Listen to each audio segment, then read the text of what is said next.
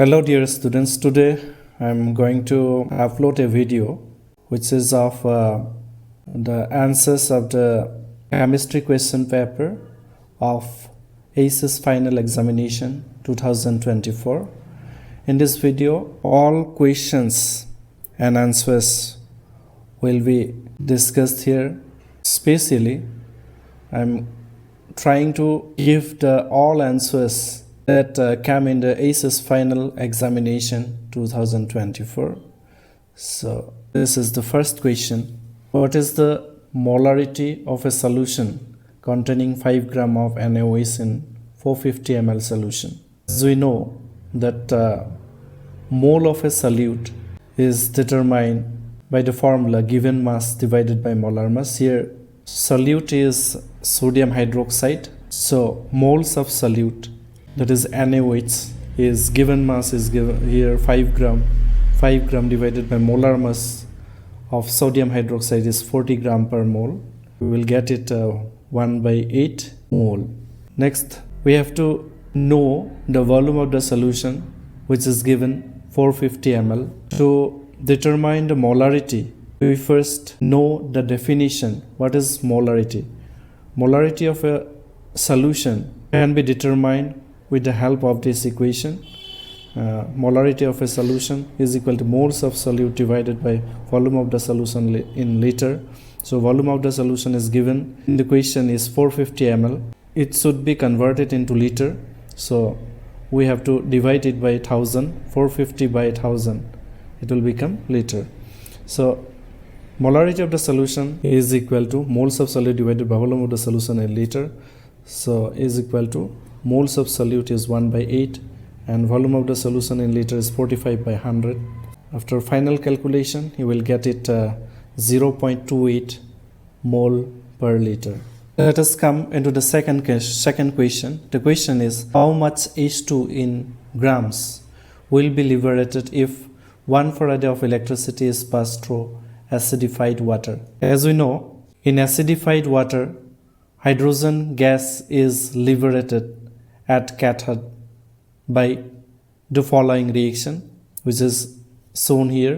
Twice H positive plus 2 electrons are needed to form the hydrogen gas. Since charge of 1 mole of electrons is called 1 farad, so 2 moles, since here 2 moles of electrons are required to liberate 1 mole of H2, 1 mole of H2, here 1 mole. 2 mole electrons are needed or required to liberate 1 mole of H2 gas. That is, 2 farad electricity liberates 1 mole of H2.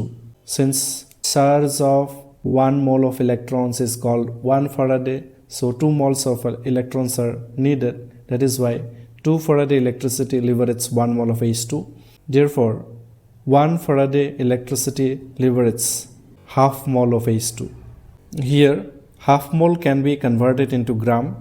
Since molar mass of H2 is 2 gram per mole, so we must multiply 2, that is molar mass of H2, with the mole, which is to be converted into gram, that is 2 into 2 gram per mole, which is the molar mass of H2, into half mole.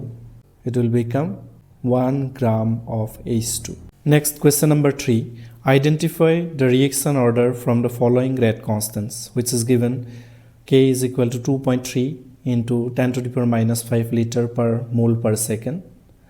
To find out the answer of this question, we must know the unit of the rate constants for a first order reaction, 0 order reaction and second order reaction.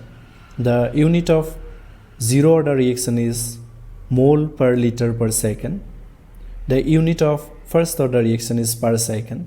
The unit of rate constant of second order reaction is liter per mole per second.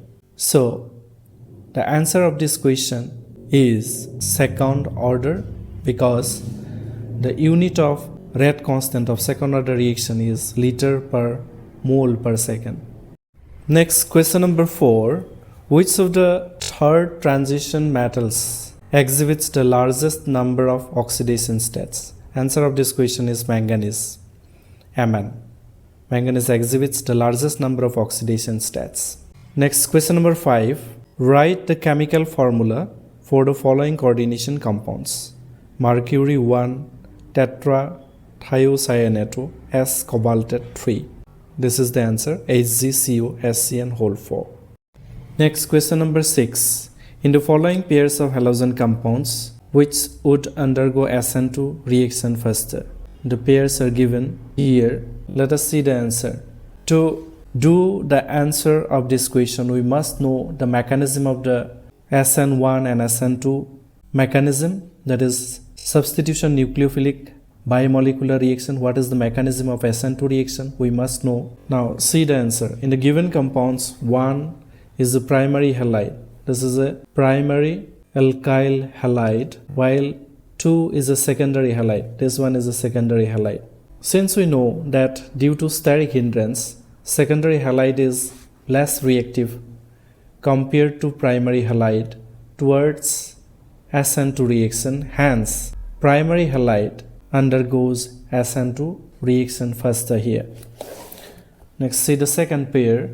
We know that iodine is a better leaving group than chlorine because of its larger size. It will be released at a faster rate in the presence of incoming nucleophile. Hence, one is more reactive compared to 2 towards SN2 reaction because iodide ion is better leaving group.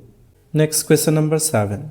Write the products that are formed by heating of the following ether with hydrogen iodide HI. So solution is given here. When ether reacts with hydrogen iodide, when this ether reacts with hydrogen iodide, forms benzyl iodide.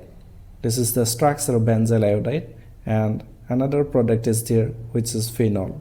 Structure of phenol is this. Next, question number 8. What is the basic structural difference between starch and cellulose?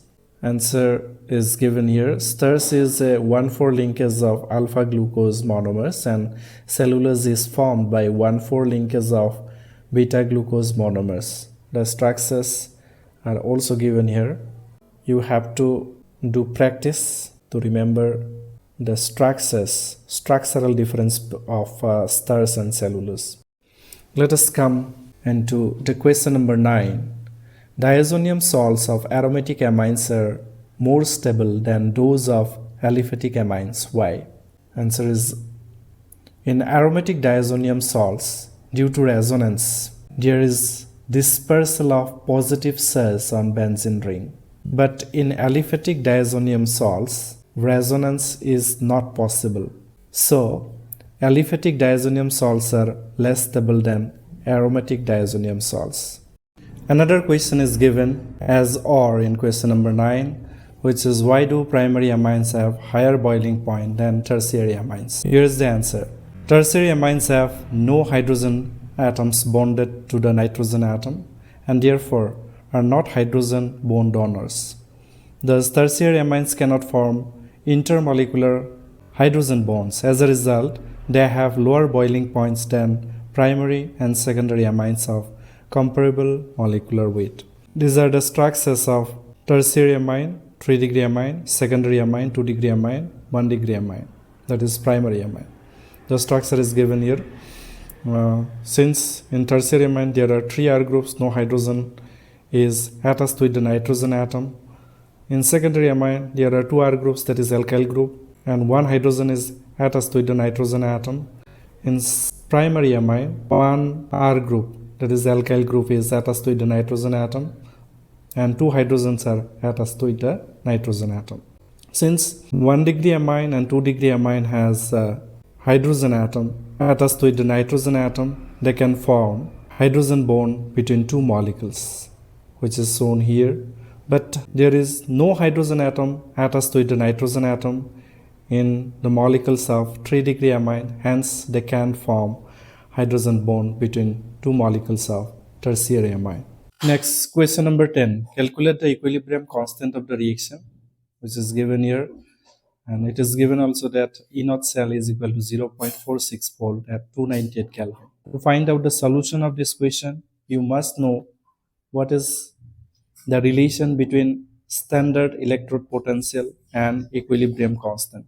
As we know, delta Z is equal to standard Gibbs equation, delta Z is equal to minus NF E naught. Another equation, delta Z is equal to minus RT ln Kc. Kc is the equilibrium constant. Here, ln should be converted into normal log, whose base is 10. The base of ln is E. To convert ln into normal log, we must multiply 2.303. So it becomes minus 2.303 RT log Kc. Since delta Z is equal to this, delta Z is equal to this, that's why NFE is equal to 2.303 RT log Kc. Since we have to find out the value of equilibrium constant, that's why log Kc is equal to NFE naught divided by 2.303 RT. Now put the value of NFE naught and RT. You will get this one. As you know, N value means the number of electrons which undergoes oxidation and reduction during this reaction. Since here 2 electrons are involved during oxidation and reduction, that's why N value is 2. The value of Faraday constant is 96487 coulomb per mole, and temperature, standard temperature is 298 Kelvin. R value you have to remember 8.314 joule per Kelvin per mole. Put these values in this equation, you will get this one. And after final calculation, you will get the value of Kc, equilibrium constant, is equal to 4 into 10 to the power 15. Next, another question is given as or in question number 10. It says, write the Nernst equation and EMF of the following cells at 298 Kelvin. And this is the first cell, and this is the second cell. To write the Nernst equation, you must know what is Nernst equation. Nernst equation is equal to E cell is equal to E naught cell minus 2.303 RT by NF log oxidation by reduction. This is the main Nernst equation.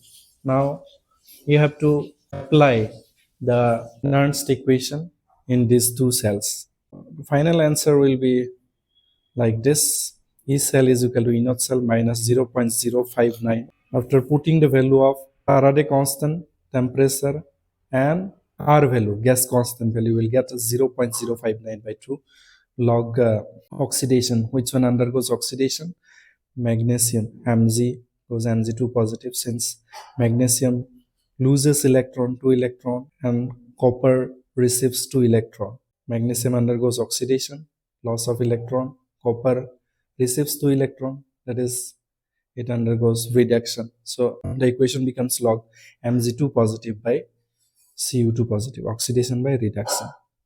Now put the value of log concentration of Mg2 positive, which is given here, 0.001 molar, and concentration of Cu2 positive, which is given here, 0.0001 molar. And after final calculation, you will get the value E naught cell is minus 0.0295. For the second one, you will get E cell is equal to E naught cell minus 0.059 by 2 log Sn2 positive, since tin undergoes oxidation, loses 2 electron, and hydrogen undergoes reduction. That's why the final equation will be this one.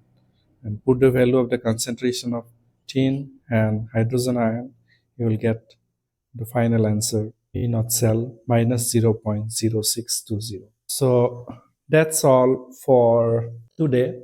Since the video is going longer, that is why I'm going to end this video here.